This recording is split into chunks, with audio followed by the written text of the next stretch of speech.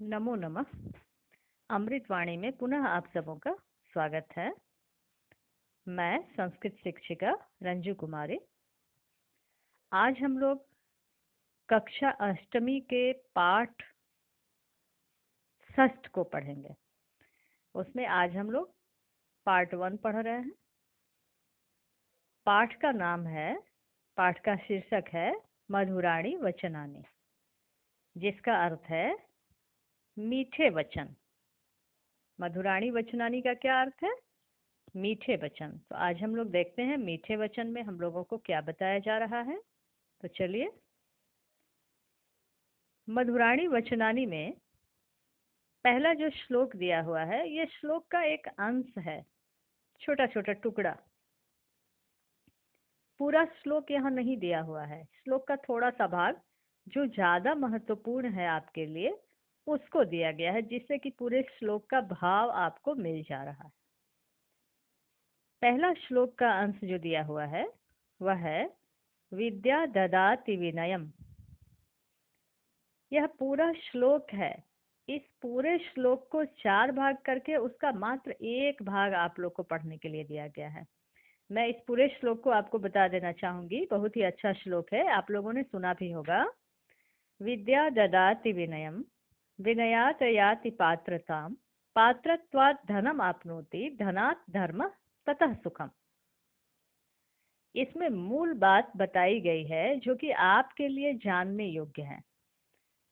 तो इस अंश का अर्थ हुआ विद्या विनयम ददाती, अर्थात विद्या विनम्रता देती है। तो बच्चों, सबसे पहले यदि आप सच्ची विद्या ग्रहण कर रहे हैं तो आप में विनम्रता होना अनिवार्य है, कंपल्सरी। यदि आप में विनम्रता नहीं है तो इसका अर्थ है आपने सच्ची विद्या ग्रहण नहीं की। क्योंकि जो सही विद्या ग्रहण करते हैं, सच्ची विद्या ग्रहण करते हैं, उनमें विनम्रता तो होती ही है। श्लोक के अंश के ठीक नीचे भावार्थ दिया गया है। हम लोग भावार्थ को देखते हैं। विद्या अर्थात ज्ञानम, विद्या अर्थात ज्ञान। मनुष्याय विनम्रता यच्छति, मनुष्याय विनम्रताम यच्छति, मनुष्य के लिए विनम्रता प्रदान करती है। जनाः विद्यया नम्रताम प्राप्नुवन्ति, लोग विद्या से नम्रता प्राप्त करते हैं, अर्थात विनम्रता प्राप्त करते हैं। अतः विद्याम प्राप्य, इसलिए विद्या प्राप्त करके अभिमानम मा कुरुता, अभिमान नहीं करना चाहिए, अहंकारी नहीं बनना चाहिए। यदि आपने सच्ची विद्या ग्रहण की है तो आप में घमंड बिल्कुल भी नहीं होना चाहिए, अभिमान बिल्कुल भी नहीं होना चाहिए, आपको विनम्र होना चाहिए। तो इस श्लोक के माध्यम से मूल भाव कहने का यह है कि विद्यार्थियों को, अर्थात जिसने विद्या ग्रहण की, उन्हें विनम्र होना चाहिए। बच्चों, मैं यहाँ आपको बताना चाहती हूँ कि यदि यह वीडियो आपको पसंद आए तो इसको आप जरूर लाइक करें, शेयर करें और सब्सक्राइब अवश्य करें। सब्सक्राइब करने के फायदे ये हैं कि जब मैं नया वीडियो बनाऊंगी तो उसका नोटिफिकेशन आपको स्वतः प्राप्त हो जाएगा।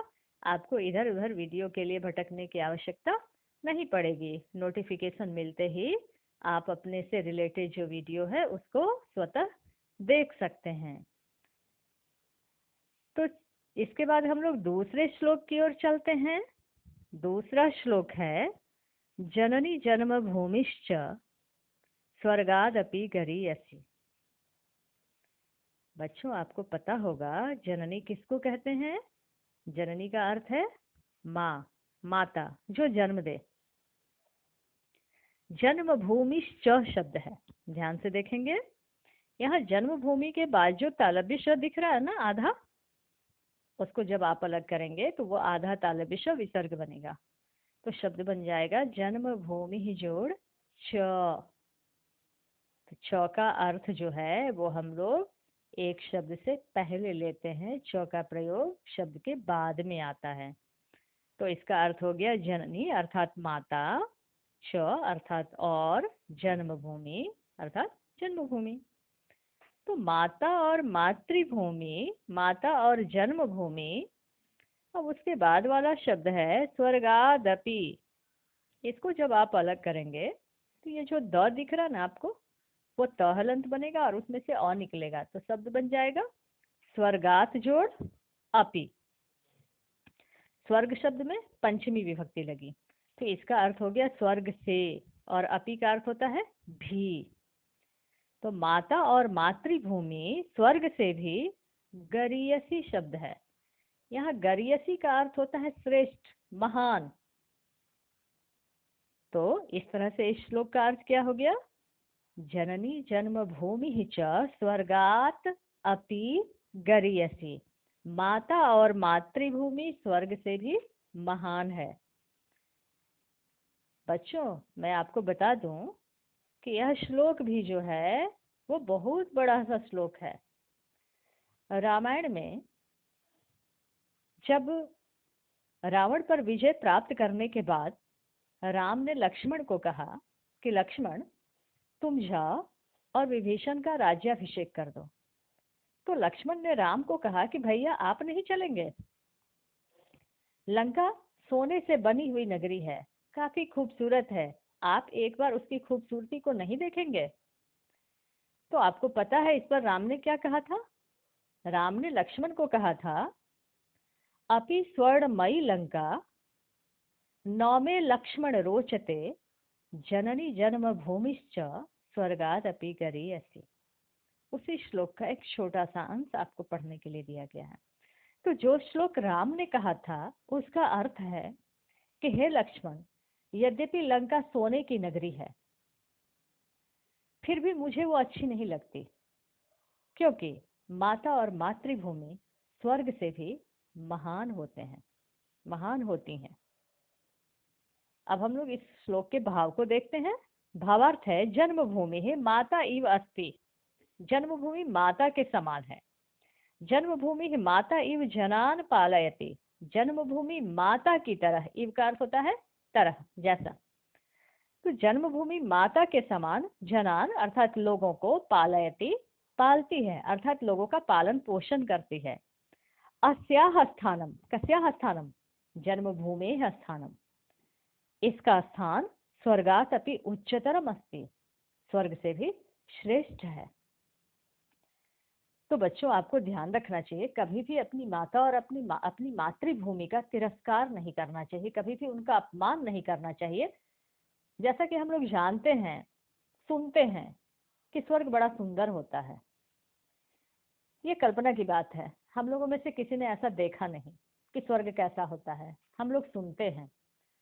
तो स्वर्ग बड़ा सुंदर होता है, स्वर्ग में सभी सुख मिलते हैं। लेकिन इस श्लोक के माध्यम से बताया गया कि उस सुख और सुंदरता से भी अधिक महान कुछ यदि है तो वह माता और मातृभूमि है। इस बात को आप सदैव याद रखेंगे, जीवन में कभी भी इस बात का विस्मरण नहीं करेंगे। जो लोग माता और मातृभूमि का सम्मान करते हैं उन्हें आजीवन सम्मान प्राप्त होता है, उनको जीवन में कभी भी कष्ट नहीं होता है। इसलिए हमें माता और मातृभूमि का स्थान स्वर्ग से भी ऊपर रखना चाहिए। तो इस तरह से श्लोक का अर्थ हो गया, माता और मातृभूमि स्वर्ग से भी श्रेष्ठ है, महान है, ऊंचा है। चलते हैं अब हम लोग तीसरे श्लोक की ओर। इस श्लोक में बुद्धिर्यस्य बलम तस्य, यह श्लोक भी एक छोटा सा ही अंश है।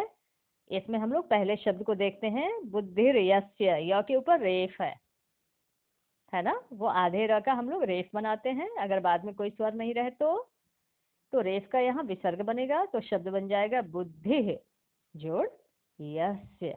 यस्य का अर्थ होता है जिसका या जिसके या जिसकी, जैसा अर्थ हमको यहाँ लेना है वैसा लेंगे।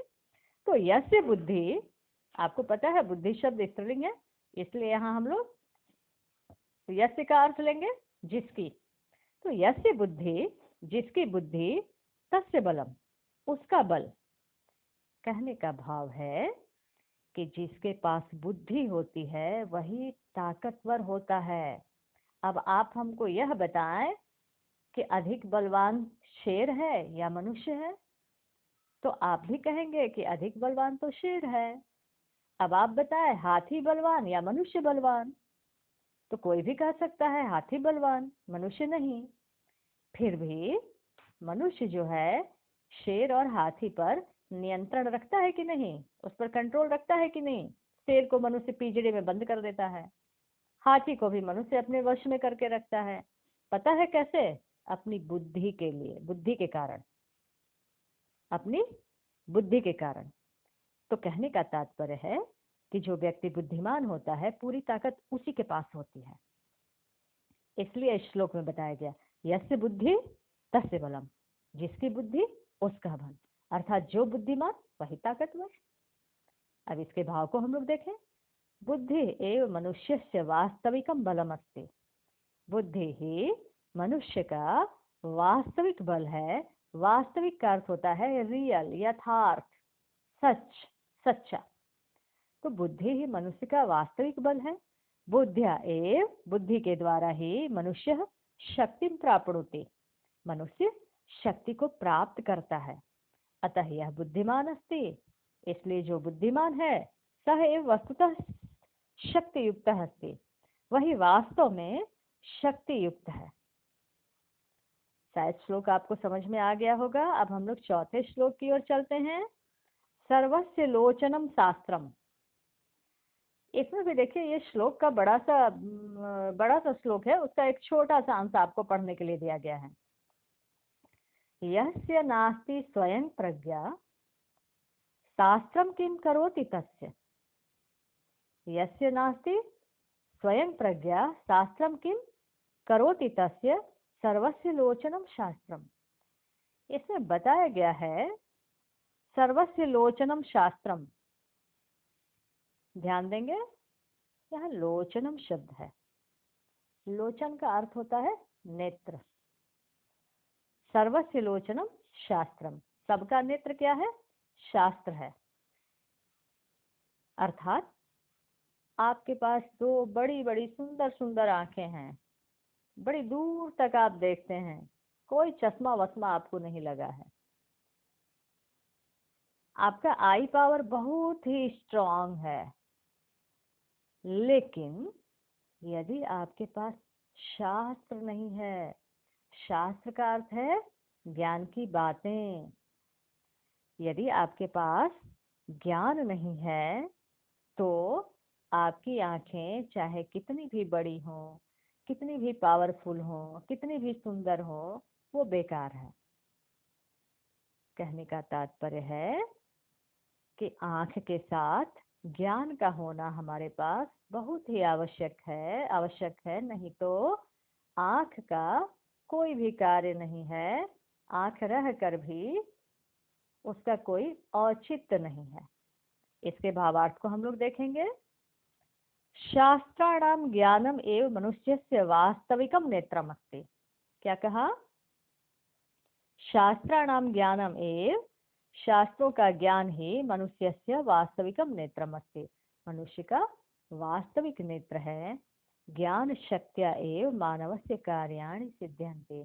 ज्ञान रूपी शक्ति के द्वारा ही मनुष्य के कार्य सिद्ध होते हैं। तो इस श्लोक के माध्यम से बताया गया कि आंखें रहती हुई भी यदि हमारे पास ज्ञान नहीं है तो वो आंखें किसी काम की नहीं है। अब हम लोग 5वें श्लोक की ओर चलते हैं। 5वां श्लोक है, अच्छा ये चौथे श्लोक का भाव का एक थोड़ा सा अंश छूट गया है, उसको भी हम लोग देख लें। अतः शास्त्राणाम ज्ञानम प्राप्तुम, इसलिए शास्त्रों के ज्ञान को प्राप्त करने के लिए सदैव तत्पराः भवेयुः, हमेशा तत्पर होना चाहिए, हम लोगों को हमेशा तैयार रहना चाहिए। अब हम लोग 5वें श्लोक की ओर चलते हैं। 5वां श्लोक है सत्यमेव जयते न अनृतम्। सत्यमेव जयते तो आपने बहुत सुना होगा, बहुत जगह लिखा हुआ भी पढ़ा होगा। सत्यमेव में 2 शब्द है, सत्यम महलंत जोड़ एव। सत्य का अर्थ तो आप जानते ही हैं, सच, और एव का अर्थ होता है ही। सत्यम एव अर्थात सत्य ही, जयते अर्थात विजयी भवति, सत्य ही विजयी होता है, सत्य की ही जय होती है। और उसके बाद है न अनृतम्। ये अनृतम् शब्द बड़ा ध्यान से आप देखेंगे, ऑन रितम जो है ये दो शब्दों के मेल से बना है, इसमें समास है। हालांकि ये समास आपको पढ़ना नहीं है, फिर भी चूंकि ये शब्द आपको पढ़ना है तो आपको जानना चाहिए। ऑन रितम को जब आप इसका अर्थ निकालेंगे तो शब्द बनेगा न रीतम, री त महलन। तो न रीतम, रीतम शब्द का अर्थ होता है सत्यम। आपको यहाँ मैं बता दूं, रीतम ऐसे लिखते हैं, ये रीकार हुआ तो म में हलंत, तो ये शब्द बन गया रीतम। तो नौ रीतम मिलकर क्या बन गया? ऑन रीतम। रीतम अर्थात सत्यम और ऑन रीतम का अर्थ हो गया असत्यम। तो अब इस तरह से क्या अर्थ हो गया इसका? सत्यम एव जयते अनृतम न, सत्य ही विजयी होता है, झूठ नहीं। अर्थात सत्य की ही विजय होती है, झूठ की नहीं। आपको ध्यान देना है, यहाँ अनृतम शब्द का अर्थ हो जाएगा असत्यम। तो सत्यम का विलोम शब्द हो गया अनृतम। अब इसका भावार्थ देखते हैं हम लोग। भावार्थ में है, संसारे सत्य से एव जय भवती, संसार में सत्य की ही विजय होती है, सत्य का ही जय होता है, न तो असत्य से, असत्य का नहीं। अतः सर्वदा सत्यम वदन्तु, इसलिए हमेशा सच बोलें। अर्थात हम लोग सुने हैं, आप भी सुने होंगे, सत्य परेशान हो सकता है पर पराजित नहीं हो सकता है। अंत में विजय किसकी होती है? सत्य की ही विजय होती है। इसलिए हमें हमेशा सत्य आचरण करना चाहिए, सत्य का ही प्रयास करना चाहिए। यदि आपको यह वीडियो पसंद आए तो आप जरूर इसको लाइक करें, शेयर करें और सब्सक्राइब करें। धन्यवाद। Thank you.